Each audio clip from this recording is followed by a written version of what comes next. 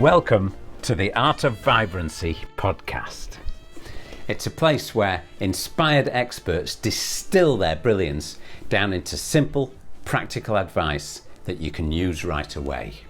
It's 8 minutes, it's 4 questions, and it's one practical piece of advice that you can put into use today.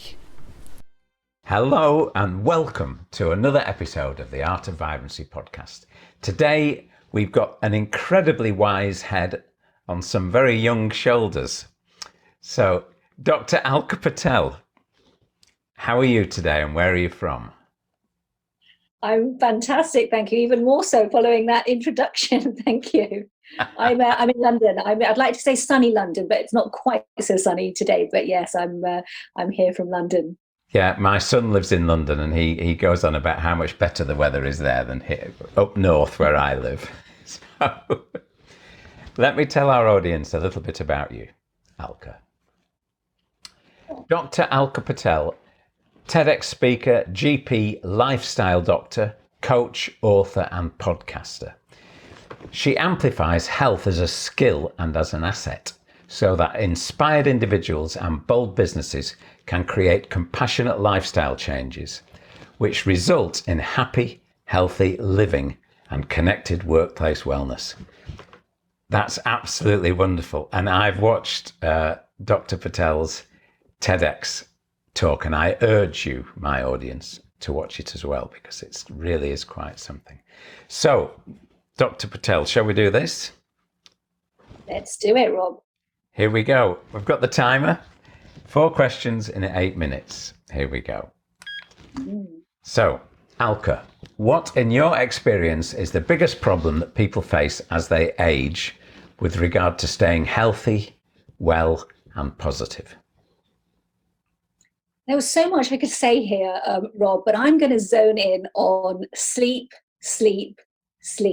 because I really do believe that sleep serves such an important function. And yet what do? We seem to just give it up so easily. And particularly I've noticed as we get older, and I think it's more because our changing lifestyles really sort of contribute to sleep disturbances. So as we're approaching retirement, for example, we might be working less outdoors or heading outdoors as much. There's possibly more opportunity for napping in the day. And I read some statistics actually which showed that about 25% of older adults take naps compared with about 8% of younger adults. And as we get older, we've got less of a sort of structured sleep schedule as well.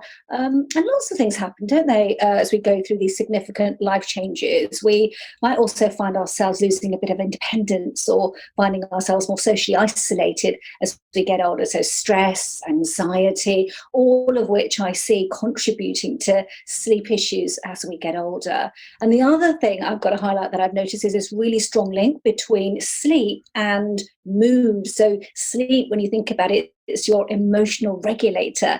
And if you're not sleeping well, it really does detract you from that positive focus in your day, doesn't it? Now, we're all more irritable and irrational when we haven't sleep. I can certainly put my hand up for that. And the reason, again, I sort of highlight sleep is the other thing that happens when we don't sleep, of course, is we're more tired the next day, right? And the last thing you feel like doing when you're tired is moving and exercising and spending more energy when you don't feel like you've got any. So really does have a huge ripple effect on so much of what we do and how we feel. So I think sleep really is a key priority, a key challenge for us as we get older. Yes, absolutely. And I can attest to what you're saying. I'm not as young as you. I'm 68. And some of the things you just said about the it's easier to be sedentary if you're not careful. If you haven't got a regular job or regular things or family, young family, you know, we're much busier when we've got things going on. But it's quite easy. So we have to actually move and exercise consciously, which we're not evolved to do, are we? Anyway, we could talk forever about this, but I agree 100% sleep. So question number 2, Alka. What are the common mistakes or misconceptions that people have about solving that problem? So they're not getting the sleep that they should be getting. Well, there is this big myth out there, isn't there, Rob, that as you get older, you need less sleep.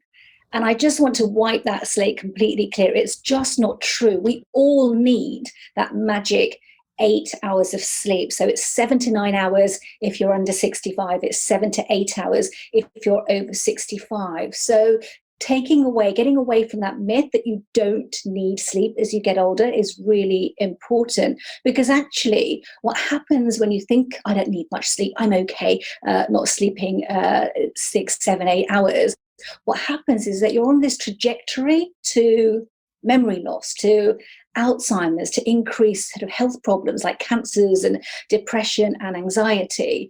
So it isn't true that you need less sleep, but what is true that as you age, your body's circadian rhythms, your natural clock, they actually do shift forward in time. We call this shift something called phase advance. And lots of people as they get older will have experienced this. You're tired and more tired early in the afternoon, and you're waking up early in the morning. So the shape of your sleep changes, but the quantity should stay the same. And the other thing that happens as well when we get older, Rob, is that it takes us longer to recover from changes in our sleep schedule. So if you haven't got that natural fixed rhythm and a really strong schedule, then you can also sort of start to experience that feeling of constant jet lag as well. So I think, I absolutely wanted to really highlight the misconception that you need less sleep as you get older.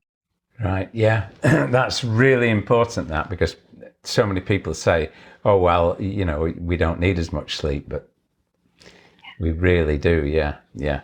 And I again attest to the fact that I wake up early in the mornings, which I never used to. I'm a musician. I've stayed in bed half the morning, most of my life, and stayed up late. But now I'm in bed by 9:30 and up at 6, and I love it, actually. I love it. And then out to do some exercise and have a lovely breakfast and all. Anyway, lovely. I agree with this so much, and you're right on the nail with this. What's the question number 3? We've got 2.5 minutes left. Plenty of time. Okay. What's the number 1 tip you could give to our audience to help them today? So a tangible, specific action that they could do right away after this podcast now. Something they could do. So what would I love? I would love the audience to really tune in to the importance of light as a way to synchronize with your natural sleep rhythm. So just as you've just said, Rob, step out into that morning light every single day, because then your body clock really can get to know the difference between light and day, between light and night, light and dark, because it needs that differential in light to really be able to trigger all those sort of natural hormones and chemicals that are associated with sleeping. And unfortunately, being indoors, even if you're indoors in bright light compared to sort of having dimmer lights in the night, it isn't enough of a differential. We've got about 100,000 lux when we step outside on a sunny day, 5,000 when we step out on a cloudy day, compared to just 200 or 300 in our indoor lighting. So my big tip to everyone is to get outside, even if just for a few minutes, out into the morning light. And while you're out there, why not exercise? Why not move? Because you're much more likely to fall asleep faster, sleep longer, and have better quality of sleep if you do that. Brilliant. I love that. What a great tip. Okay, 1 minute left. We're just bang on time here. Question number 4. Oh yeah, what free resource would you like to share with our lovely audience? Oh, well, I love talking to people. So what can I offer more than myself, Rob? I would happily have a consultation, a conversation with any of your audience today who really want to zone in into their biggest challenge. What's their biggest challenge at the moment? Come and get a free conversation, a free consultation with me, and you can do that on my website. You can book a conversation and just highlight the name of this podcast, The Art of Vibrancy, and I'll be very, very happy to give you tips, advice, steer you in the right direction. So kind. Just say then where they can find your website. Say it out loud. Yes, it's www.dralkapatel.com. dralkapatel.com. DRALKAPATEL. Absolutely perfect. Alka, Dr. Patel, it's been so wonderful speaking to you. On behalf of our audience, thank you so much. Thanks for checking out the Art of Vibrancy podcast. If you like what we're doing here, please head over to iTunes, subscribe, rate us, and leave a review, and I'll love you forever. And if you'd like to try my energy boosting, inflammation busting, brain and body food breakfast, head over to www.breakfastofbrilliance.com and download the recipe today. See you soon. Bye.